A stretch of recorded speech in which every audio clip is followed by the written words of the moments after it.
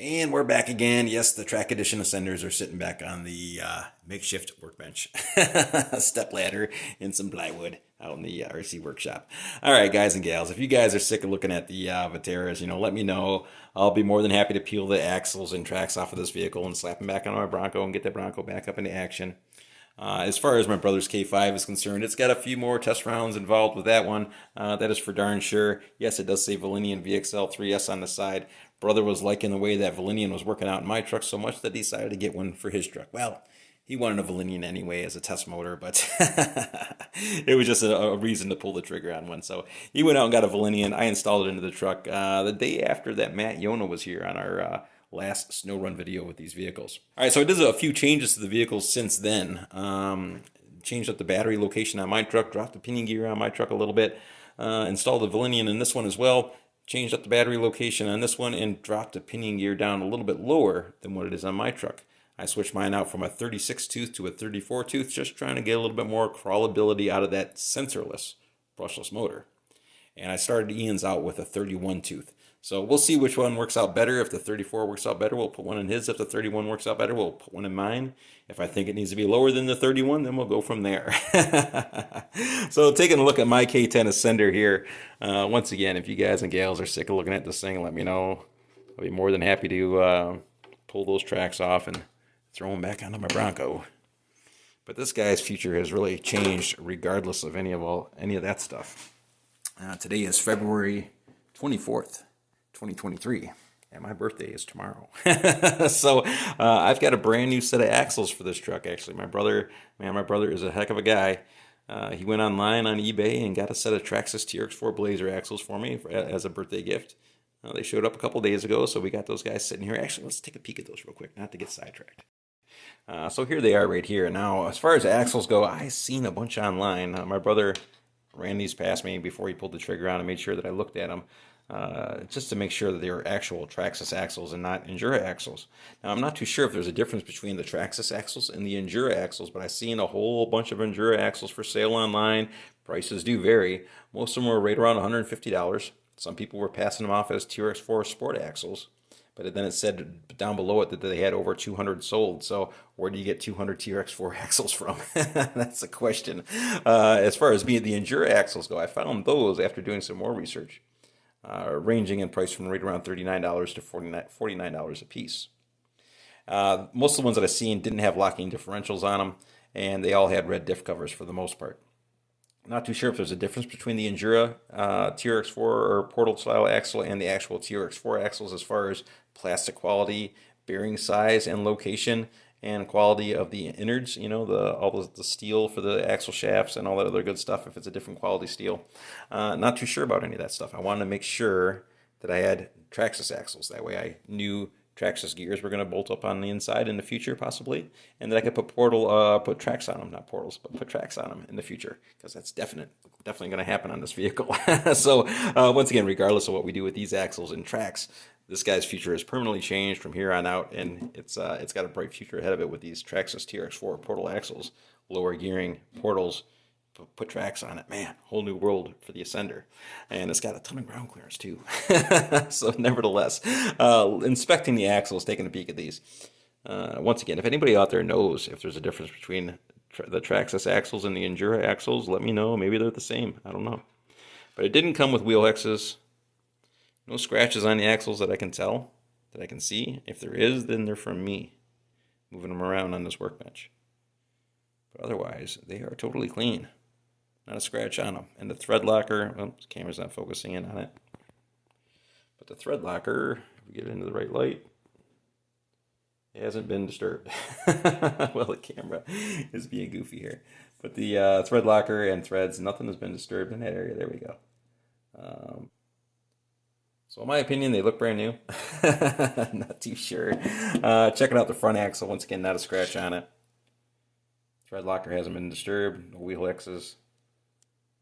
No scratches across the bottom. Chrome diff covers, making me think that they're Traxxas product. Looking at the links, they have got the heavy links on the upper and lower. One leading up to the steering servo on a TRX4 Sport. This is a slightly smaller diameter. So this tells me that it came off of a TRX4 Bronco or Blazer or Land Rover. And this one came with a Traxxas metal steering servo horn as well. Blah, blah, blah. I'm trying to spit that out. So metal steering servo horn as well. So yeah, once again, not too sure if it's Enduro or Traxxas. Yes, you can go out and buy chrome diff covers for it. You could buy the metal servo horn and slap that on there to try to seal the deal a little bit more. But in my eyes, they looked like the real deal to me. But I could be wrong. I'm not a parts expert when it comes to that stuff. So yeah, once again, whatever we do with these axles, we can take these off at any given point in time. But the future has definitely changed for this truck as far as things go, and it's going to have portals from here on out. So very much appreciated my brother for that awesome birthday gift. Ian, very much appreciated. That is awesome. Thanks, man.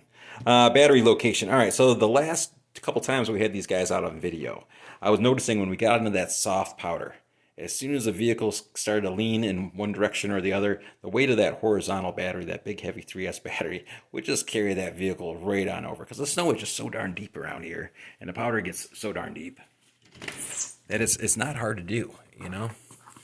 You pull up into stuff like that, and it doesn't take too much. If that weight is off center, before you know it, she's rolling over.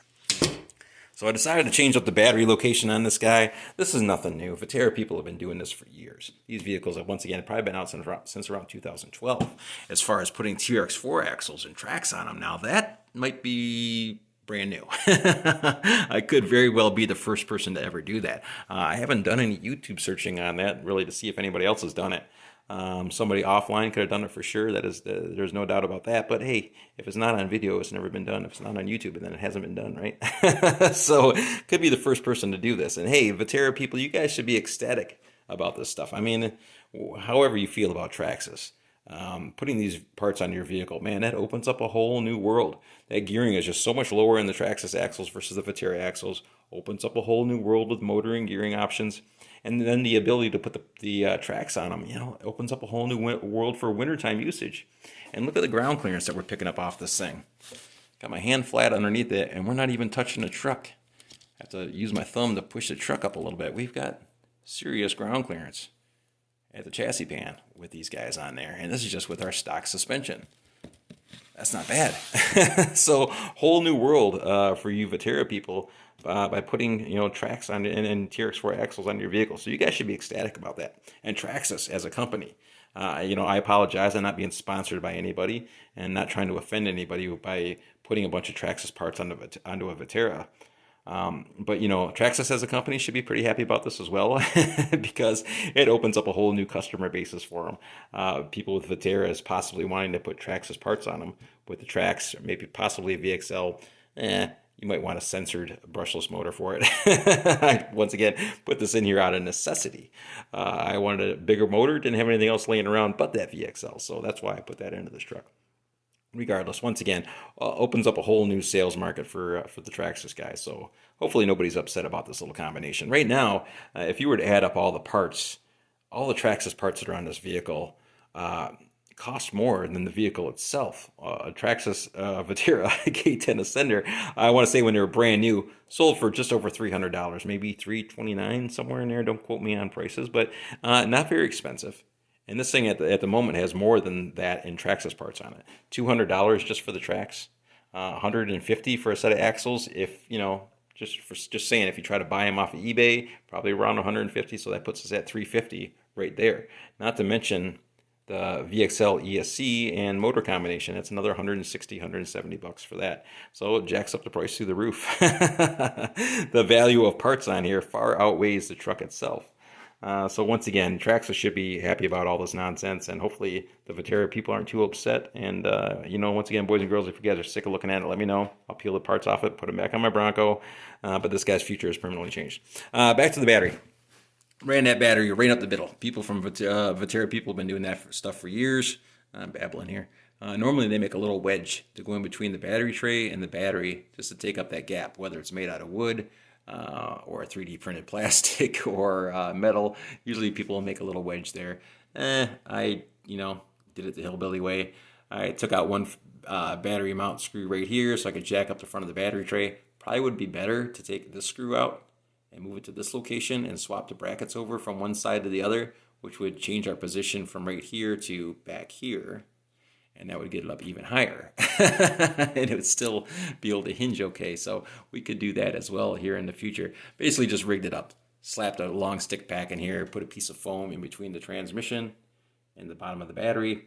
Transmission sits on a slight angle. Used a piece of erector or mechanical. Ran it through one of these blank screw holes on the top of the transmission with a very short M3 so it doesn't hit the gears. Bent that into a right angle, put a little piece of foam in between the battery just to keep it kind of held in place so it doesn't go anywhere. Looking at the other side, transmission sitting on an angle. On the driver's side, the battery is resting on the top of the transmission. On the passenger side, it's got a little piece of foam wedged in between here as well. But it's more or less resting on the end bell or the cover here on the end of the motor and this Velcro strap. Only purpose for this Velcro strap is to keep my wires held back so they're not going to get tangled up in the gears. And this one right here is what's actually holding the battery tray down. And it's a pretty solid deal. It moves up and down with the suspension if you compress it.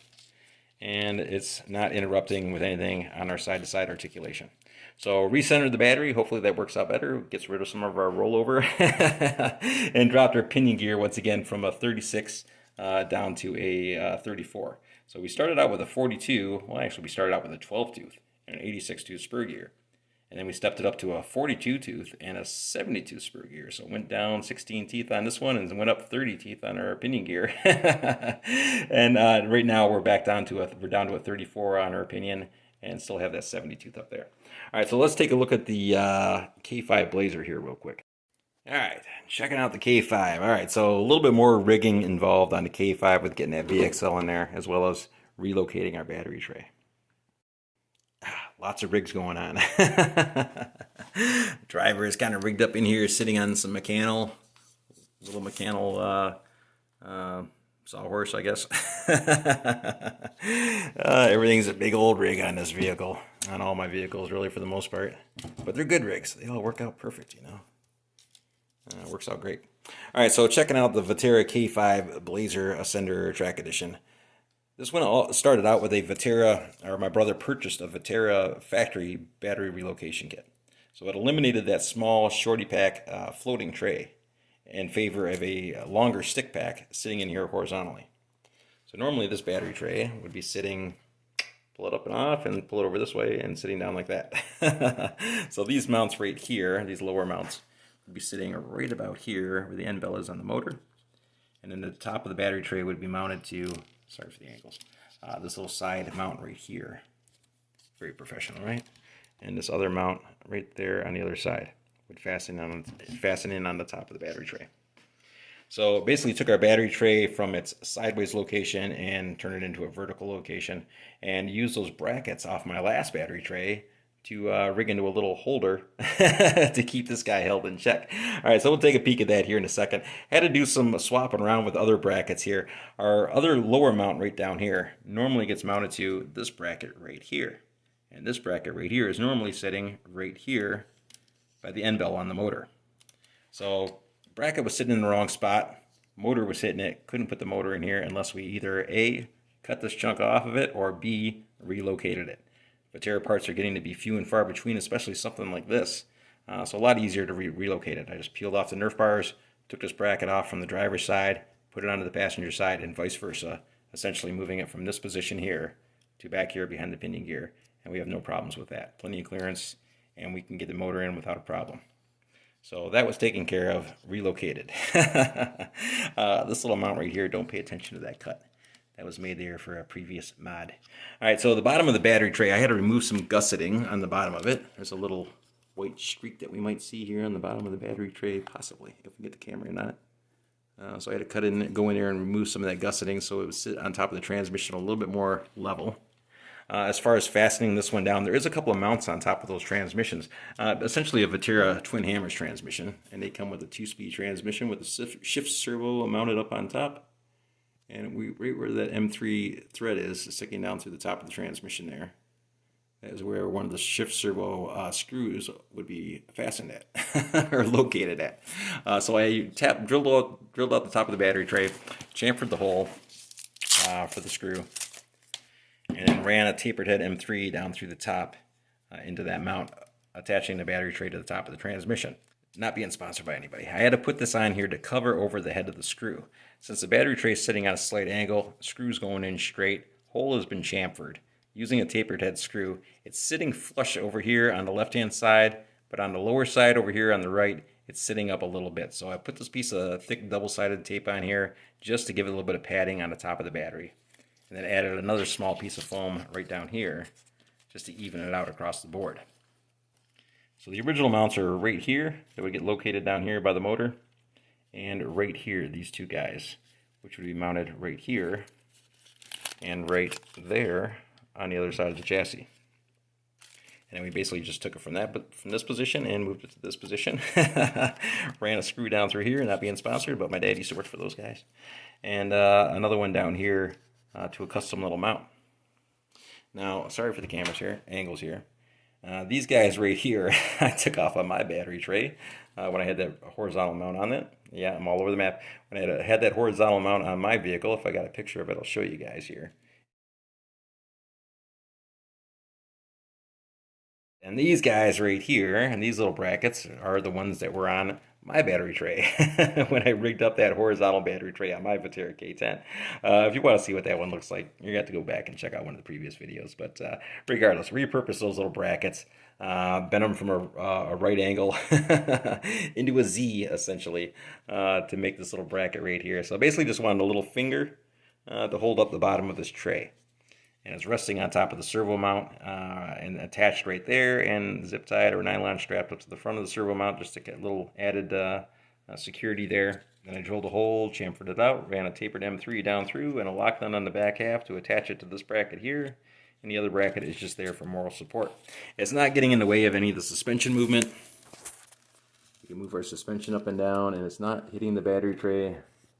We've got all kinds of space in between our little custom mounts and the top of the axle and everything else. So we're all good on that nonsense. And it works out pretty good. I'm probably not going to get a good angle on those brackets, but yeah, just kind of bend them into a Z as they wrap over top of that servo mount and underneath the battery tray. And there we go. And it's a nice solid mount. You can pick up the truck from that spot.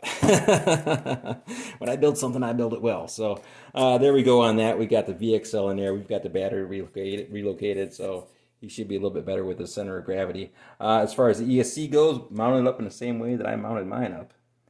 Using that factory ESC mount that came with the VXL ESC, which I think is from a Traxxas Rustler or Stampede, not too sure, but mounted in the exact same fashion. Only difference is it sits back away from the spur gear shaft a little bit further than it does on mine. And that's because the K5 Blazer has a longer wheelbase, so a little bit more room there. So we got a brand new VXL, brand new hot racing fan, brand new motor, 31 tooth pinion gear. Also reversed the rotation here, swapping out our blue wire and our white wire. Reset our ESC, readjusted it so we have full pull forward, full pull reverse, and everything is ready to rock and roll. My brother, once again, hasn't driven it yet since I did this little rig to the vehicle. He's looking forward to taking the vehicle out. So regardless of what you guys and gals out there think I should do with my K10, this one is going to be going out for a few more runs. That is for sure. Just because he wants to, he wants to go out and play around with it. He just bought a brand new motor for it. So he's excited. Don't mess with the guy. As far as around here goes, we're right in the middle of this winter storm, So I think our next video might very well be with the Kyosho's. Not too sure. Once again, we're just doing a walk and talk here on this video. We're out in my garage and it's unfinished. Yes, I haven't done nothing else with it. But I'm going to wait on the sanding down the drywall until summer so I can empty all this stuff out of here and open up the room and be able to wash down the walls and all that other good stuff and get all the dust out of here and whatnot. So it is what it is for the moment. I have two gigantic workbenches going in here, 8 foot long going this way, 8 feet long going that way, 3 feet wide. And we're going to have a nice proper working area over here when the time comes. But once again, next video, I think we're going to have to take these guys out, just because the snow might be a little bit too deep for the Ascenders. So hopefully people are looking forward to seeing the Trail King. Brother hasn't had that guy out here. Hasn't had it out as of yet. Still running on the stock ESCs on that one. I've got 2 axial AE5s in mine. We've got 2 axial AE5s sitting on the side for this one. Not that you need axials. You could use Hobbywing 1080s or whatever ESC you prefer. But we're still running on the stock ones. They're working out pretty good so far. Gonna see how long they last for. Once they burn up, then we'll take them out and so we'll swap it over. But Brother kind of wants me to swap it over early just because the Axial AE5s have a little bit more punch than the stock Kyosho ESCs. Once again, yeah, don't know what we want to do here. I'll probably be taking those vehicles out on the next one just because of the snow buildup here. Right now, technically, we're in the middle of a winter storm warning. Or winter storm system, but really, excuse me for moving the camera around. I forgot trying to roll down my sleeves here. Whatever's on the ground here is just what has fallen between yesterday and today. It's currently Thursday morning, and it started Wednesday night. So I don't know, maybe 8 inches of snow on the ground, perhaps, possibly. Snowmobile just waiting on the side for some good snow to go play around in. This was previously cleared right through here earlier this morning. I came out here and cleared it. But the driveway hasn't been plowed. Snowbank is built up over top of the fence quite a bit. Driveway hasn't been plowed as of yet. Once again, about 5 a.m. on Thursday, February 23rd, or 24th, 2023. Guessing there's probably a good 6 to 8 inches, depending on where you look. Probably a lot of blowing and drifting. Looking like a lot of blowing and drifting. That is for sure. It's all drift up at the bases of those main snowbanks around the yard. So that is my conclusion on that. Probably good 6 to 8 inches so far. We'll see what happens with it, if it develops into more or not. Looking pretty snowy across the yard, that is for sure. Trees all covered in snow, carport covered in snow, blah, blah, blah, blah, blah. And we might as well go in this door so we can save a little bit of time. We probably should have went out that door in all reality. The blast shield, close the blast shield. Well, it's going to be nice in the summertime, looking out the window. Got the fireplace going, some dry wood over here on the left, and winter stuff on the right drying out. Kind of cycling the stuff around as I go. And yeah, that's what the shop is looking like at the moment. Bunch of RC cars sitting in here. What is that? That's a brand new Vatera K10 Ascender sitting there. Wow. Nobody's seen that truck as of yet. My brother did some online searching and found this guy for sale. It came out of Durand, Wisconsin, I believe. Durand, Wisconsin. Previous owner, if you know this vehicle, if you recognize this vehicle, leave me a comment. I'd like to talk to you. If you got some spare parts for it, man, let me know. I'd be interested in working out something for those. So take a look at the truck. Is this your truck? It has a Pitbull tire sticker on the front. Boom Racing sticker right here on the front window. It had axial shock springs on it that weren't quite long enough. Little Castle sticker back here. I changed out the back tire, the spare tire. Changed out the tires and wheels. I changed out the shock springs from it came with that. They're supposed to have a dual stage spring on here, so there's a little short one up here and a longer one on the bottom. And the previous owner had, and the camera locked up. Well, it locked up in a perfect spot, so I went and gathered some stuff to go along with this conversation. Let's just recap here. A good thing it's just a walk and talk. Nice orb flyby there.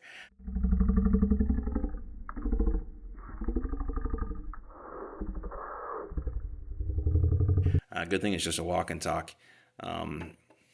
Don't know whose vehicle it was previously. Came out of Durand, Wisconsin. Boom Racing sticker on the front. Pitbull tires sticker on the front. He did make a custom wedge for the battery tray on the inside of here. Nice job on that one. And it does have some brass goodies and other stuff on there. Castle BEC on the inside. Old school BEC. Only goes up to 9 volts. I checked it all out. It's not quite adjusted right. Apparently, you didn't have the Castle link for it.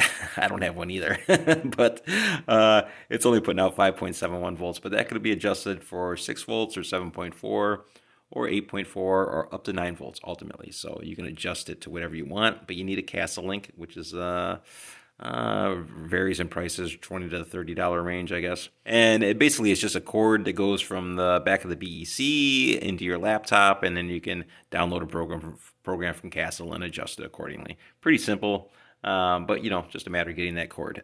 I don't have one either, so regardless, it only puts out 5.71 volts, which is exactly what the stock Spectrum receiver puts out. But you did a nice job wiring it up. You did a nice job on the, wow, check that orb out. Nice job on the battery tray deal. We'll check that out here in a second. Shock springs is where we were left off at, I believe, in the previous section of the video.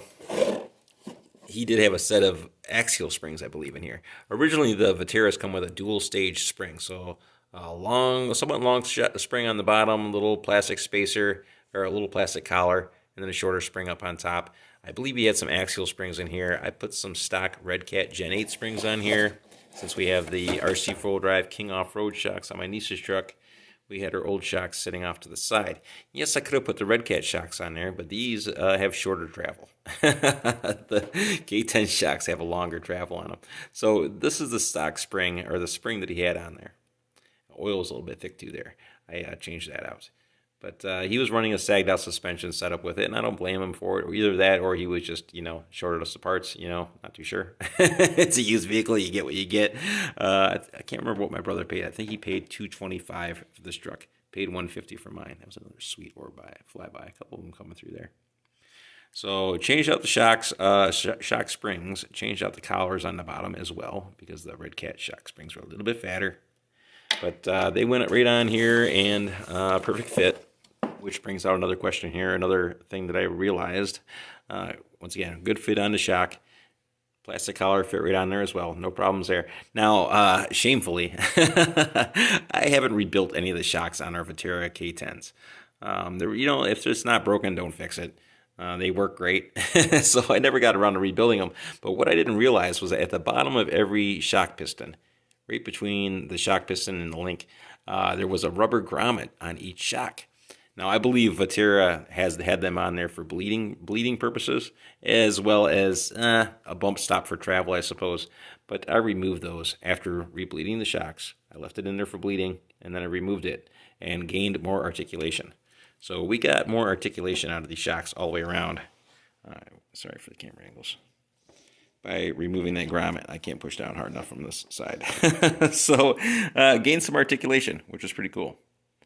By doing that. Yeah, once again, shamefully. I didn't know that grommet was even in there. But this is what it looks like right here.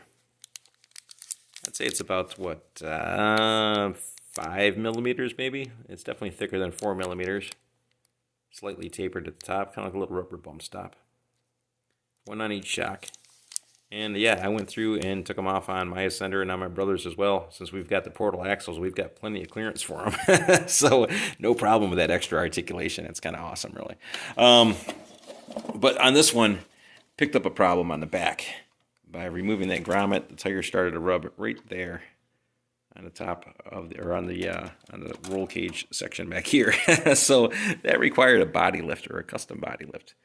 So I used a couple of nylon wheel bearings, or wheel bushings, not bearings, and basically drilled them out just a little bit so it was a tight fit going over top of the body post. Slid them down over top of the body posts, and then ground off a little bit of plastic material on the bottom where the body posts slide through the plastic mounts, so it was flush with the frame, and then re-drilled new holes for the body pins. Originally, you see this little plastic collar in between the bushing and the frame, about a 1/16 of an inch. I'll try to put an arrow on it here in editing. That is what it looked like on the bottom. So I ground off that extra bit of material so it sat flush. Put a spacer in up on top so it sat up a little bit taller. Re-drilled the holes for the pins, and there you go. And then just raised up the front one notch to accommodate it. So jacked up the body a little bit, still rubs a little bit on the back, but we gain more articulation, so hey, can't complain about that. So yeah, once again, I changed out the tires on this. It had the stock Vetera tires and wheels on it. I'm assuming he had Pitbull tires on here, judging by the sticker. We put my niece's 1.9 Canyon Trails off of her TRX4 Sport Tracks for the time being. And these have that custom cut R.C.A.D tread pattern, my tread pattern in the tires, which really turns these things into animals for canyon trails. It really wakes them up. So we put those guys on here. He's got some brass goodies on here as well. He has some brass Vetera disc brake rotors here. So wheel weights, aluminum uprights, and turnbuckles for the steering. So nice job there. Actually gives it a little bit more steering articulation, I think, or steering radius from left to right. It turns a little bit tighter than what mine does. He's still running the stock factory Vetera floating battery tray for the little shorty pack, which is really a nice setup. If some of my other subscribers who've never seen a Vetera, it's a nice little setup. There's a link going to the bottom of the battery tray and to the top of the axle. Allows that battery tray to float up and down with the suspension. Keeps the center of gravity nice and low on the truck. if you're running a 2S or 3S shorty pack. And really, that little wedge there, he did an awesome job building that thing, man. Hats off to you from one fabricator to another. But with a 3S shorty pack, I don't run any competitions. But I can normally, on a 2S shorty pack, I can normally get like 2 hours out of my vehicle, at least. I've never had my battery go dead, basically, let's put it that way. But I don't do competitions with the truck, but normally the shorty pack works fine. So regardless, love that floating battery tray. Mine's disconnected just because I've got the TRX4 axles on it, so there we go on that. A little bit of nonsense. Lots of little road rash across the bottom. Steering servo, he's got a Savox SA1230 SG. I don't think that's waterproof. Lots of road rash, but that's to be expected once again. Brass wheel hexes on it and some little aluminum upgrades there on the ends of the axles. Alright, so there we go on all that crap. Nice job on the BEC2. He did a nice job installing that. One other thing that I noticed about this truck, I don't know if he did this on purpose or maybe he was running his antenna like that, but he had his antenna wire hanging out the back quite a bit. That's not good, man. You can't damage that wire in any way, shape, or form, or you're just not gonna, your truck's gonna start acting weird. It's not gonna behave right. You're not gonna get the same kind of range out of it, blah, blah, blah, blah, blah. So I tucked the wire back into the receiver box, excess wire, put a little rubber cap on the end of the tube just to protect that, and changed out the spare tire on the back as well. So put a slightly smaller 1.9 on the back, different wheel, painted wheel, just to offset everything a little bit. So there we go. There's a look at her truck. Once again, headlights and taillights. No headlights on this vehicle. Gen 1 K10 Ascender. So these guys didn't come with headlights. Just a solid chrome disc on the front with a headlight sticker on it. So if we want to put headlights on this body, we'd have to drill these guys out, recess some custom buckets like I did on my K10. Maybe put some lights on the bumpers or on the front bumper. Has these little tabs. Sorry for the camera angles. One here, and one here on the back of the roll cage or on top of the roll cage, so you can mount some lights there if you wanted to. A tab right here and right here on the back of the roll cage, so you can mount lights down below, some headlight buckets, or up above. I prefer to have mine down below so it's recessed inside the cage and keeps them nice and protected. So no headlights on this guy. If we want to put headlights, we got to custom do it, or get another body. But if we get another body, we'll have to put the taillights on it regardless, and roll bar lights and bumper lights. Only thing we're going to be saving on is the grill. Now, since these guys are starting to become a rare thing, my brother went out and bought a couple of bodies ahead of time. Who gives a crap? All right, so that's the box it came in. Not being sponsored by anybody, but I'm sure the owner recognizes that box. My brother went out and got two bodies. This is a Vetera V100 body, 1972 Chevy C10 on-road body set. Part number VTR230059. Slightly shorter wheelbase than what comes on the K10. It's basically a 72 Chevy pickup. Now the headlight lenses are built into the body and part of the grill. So you can't exactly buy one of these bodies and put the grill onto that truck in order to put headlights on it because the lenses are part of the body. So that was my initial plan, was to pick up one of these bodies and just steal the grill off it and put it on the other one, and voila, there we go. But no, can't do that.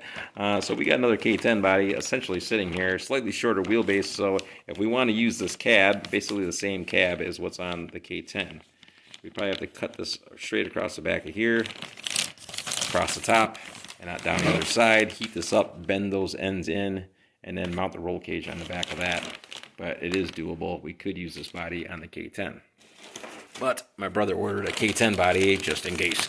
So we got a Vetera K10 body sitting here as well. Part number VTR230056, 72 Chevy K10. So we got a C10 and a K10. This one, once again, no bed on the back. So if we want to convert that C10 into a K10, we'd have to cut some excess plastic off and heat it up and bend it around, and it wouldn't be all that difficult to rig it up, to put it on there. But in the photos, we ordered this, once again, I'm glad this is a walkthrough video, or walk-around video. In the photos, we got these guys from A-Main, not being sponsored by anybody. But hey, A-Main, if you guys are watching this, man, you need to update your product pictures. Because when you're looking at it online, it shows this body with that grill and no headlights.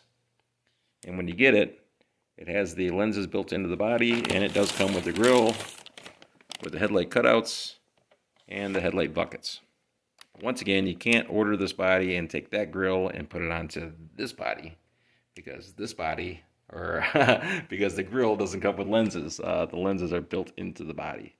So that would be a problem. Unless you make your own little custom lenses and slap them on there and pinch them in between. I suppose you could probably do that. Maybe. But regardless, this one has lenses built in.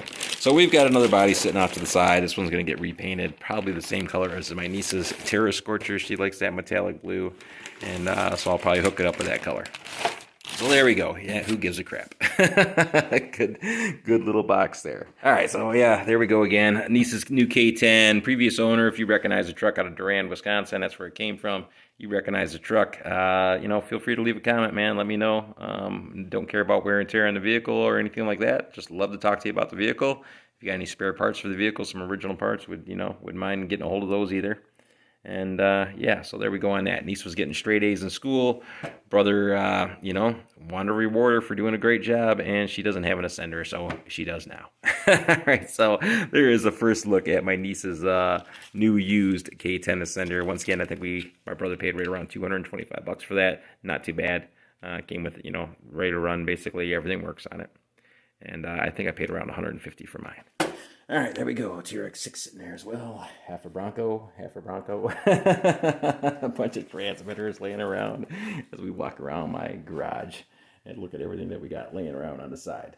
All right, that's going to do it, boys and girls. Quick look at the Ascenders. Once again, new changes for the K5. Ian's pretty psyched up about this. Yes, it would be much better with a sensored brushless motor in here versus having a sensorless. A lot better with your starts and stops. Having the sensorless in there, it's kind of like on and off with that first initial trigger pull. Getting that motor started up initially, it's kind of on. You know, after that, it's variable.